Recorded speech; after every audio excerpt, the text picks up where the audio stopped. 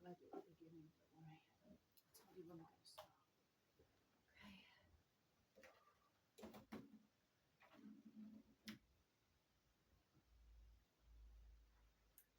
It's really great to see you again, Esme. I'm really enjoying our visit. We're going to be doing this every fortnight and just checking in on Esme's progress as a new mum, mine as a new grandmother, Mama G. How's it going?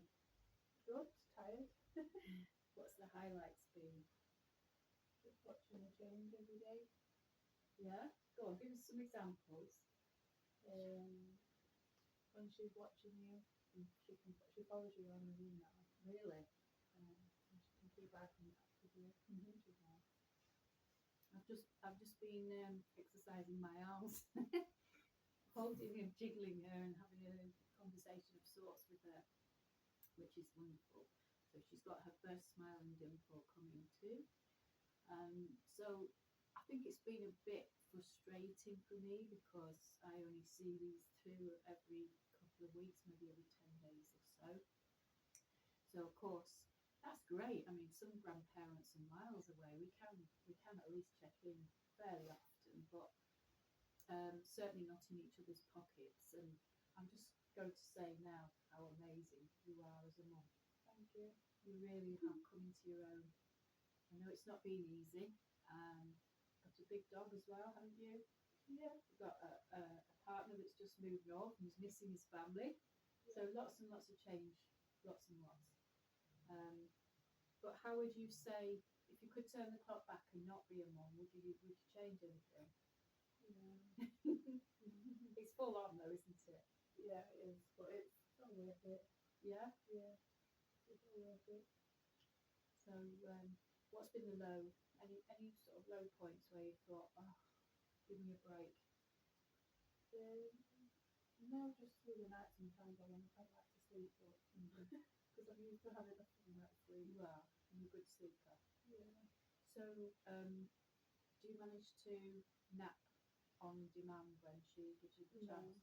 You're not able to do that. Everyone says sleep when she sleeps, but I can't. Okay. So I've got one.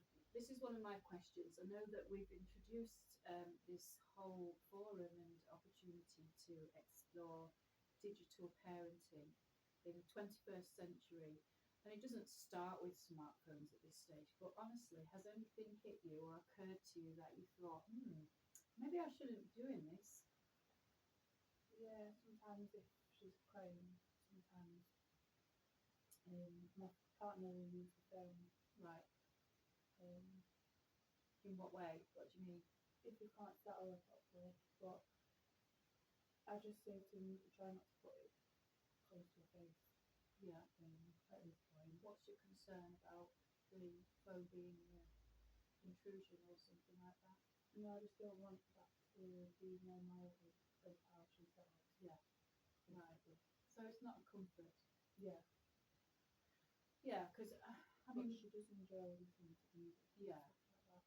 music's great. I mean, music in it as an ambience in the room is helpful. Is there anything that you think, well, I'm not sure that's appropriate, or wow, I didn't think that would work? Elton John. Elton John. Oh wow. She actually settles to Elton John. Yeah, That's amazing. strange. Yeah. Because I've never listened to it really. So that's just come from her. Nick got her into it. So Yeah. it might just be the sound in the background, like the piano and things. I was told by Nick that she likes Aerosmith. It's like Rocket Man. Rocket Man. Yeah. Amazing. Okay, so she's 5 weeks old now. She's thriving. Mum's still breastfeeding. So it's a very cosy, intimate time, isn't it? You haven't really been far, have you, away from home in the No, last not few really. weeks? Just here and the other trip to the shop and things like that.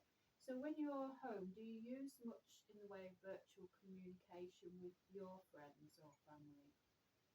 Yeah, that's the only way we So how do you work that? Is it Zoom or by WhatsApp video? WhatsApp, things like that, Mm-hmm. Facebook. And again, how does that work whilst she's around, and do you wait for her not to be there, or do you have to manage the two things at the same If time? she's asleep, I'll leave it, or if she's breastfeeding, sometimes she phones away. Right. Okay. And I'll be on my phone, but I try to just give her as much attention as possible. So I think Esme's really natural at this eye contact stuff that is so important for newborns. And it's a long time since I was holding Esme at this age, but just now having been able to look at the one here at this distance in my arms and seeing her lock onto my face and start to pout or yawn or try and speak. She is trying. It's quite amazing how much a baby is programmed to try and drain your attention at all times. So I think for me at this stage, it's something I believe that digital should never replace the real relationship, and it's not something any parent would want. But we only need to look 15 years ahead and see the struggles that some of our teenagers today are having with the phones that they're addicted to and can only manage if they're taken away from them.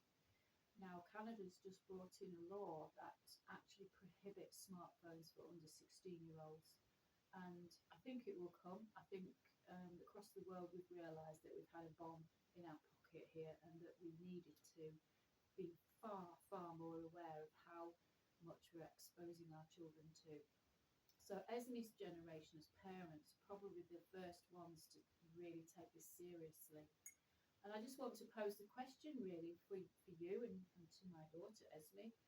What do you foresee at this stage becoming a bit of a battle?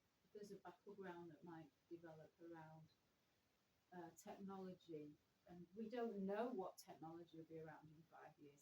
It's not even imaginable at this stage, but what can you imagine being a battle, if anything? I think it'll be more about when she starts going to school and things like that, because everyone else around her will obviously have technology. Not that she won't, but a lot of kids now want something because their friends got it. Or Yeah, that's typical. It's been going for years. So I was watching the Channel 4 Swiped programme, which did a piece of social research and took the smartphones off a group of 11-year-olds for 3 solid weeks. They were locked into a Perspex box at school. The head teacher, the teachers also put theirs in, and also the programme presenters. And for 3 weeks, we saw how they sort of went cold turkey from having access to their smartphone. And eventually, most of them, by the time of 3 weeks being up, were quite relieved, less anxious, coping better with homework, sleeping better, having more constructive fun and playtime with their parents and peers. So it surprised them. It was a hard sort of fast from technology. It was difficult for them. I guess the thing that hit me about that program was that because everybody agreed to do it, it took away the peer pressure, so that there wasn't one or another whose parents had a different worldview and viewpoint on this, and put their child in a difficult situation of being so different. So I think there'll be pressure from parents, but as well from higher peer and pressure groups, like Care for the Family, for instance. They're looking and doing some focus work around digital parenting. I'm really thrilled that I found out about that actually, and asked if I'd like to be on the focus group. I think I'll be the oldest because the rest of them are parents. I am a parent. I am a parent, but yeah, once a parent, always a parent. But I'm not handling all these challenges for the first time. You are a big social experiment, really. We all were. I mean, the internet came out for me. That was a radical revolution. My children were exposed to gaming, which was a completely new thing. Real-time gaming with your friends who were in a different house, in a different street. But now we've got it in our faces.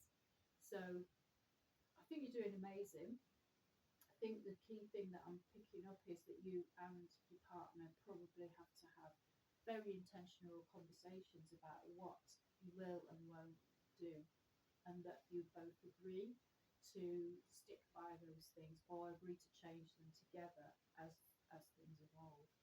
Because this is where kids start playing one off against the other, don't they? Yeah. Do you see that coming? Hopefully not. So that's been your phone. It's very much at your side when you're feeding or maybe relaxing. Yeah, I mean, I don't go on it as much, I've noticed, because usually if someone messages me, I message straight back, but sometimes I even forget to reply to people.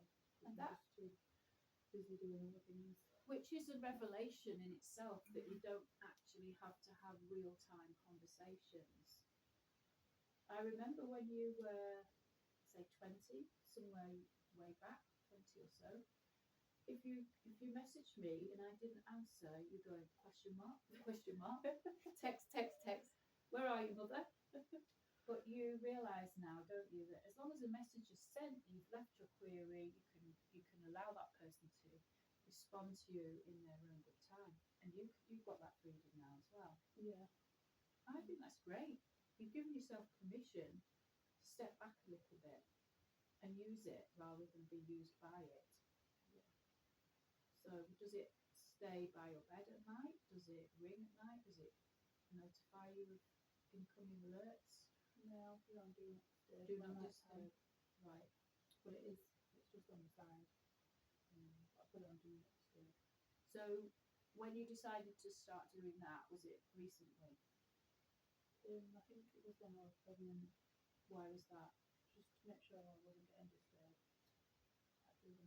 Sleep-wise, I mean. And do you have light in the room that comes from the screen, or any flashing lights that come from the device? No. Right, because I've got a husband who does have blue flashing lights by his bed, and sometimes I have to get up and face it down because it's sort of coming off the ceiling. These things are silly little things, but all together they can add up to a very chaotic kind of lifestyle, can't they? But let's talk about the good things then that technology is likely to offer you as a young mum. Can you see that already? Yeah. With educational things, which will be helpful. Mm-hmm. Should be helpful. Yeah. Things like you can play music from your phone. Yeah. Photographs. Just keep your memories. Yeah. Quick take a picture. That's reminded me actually, when I sent you to a childminder for the first time, the first few weeks, in your baby bag, along with everything else that was a comfort, I sent a picture of myself because it was just something that you know, there was just nothing you could do to comfort the child while you were at work, if you were a working mum. That was just one thing the childminder said that she always recommended. And she used to give me back a little paper slip to say what you'd eaten and what you'd done and who you responded to, or anything that was a first milestone.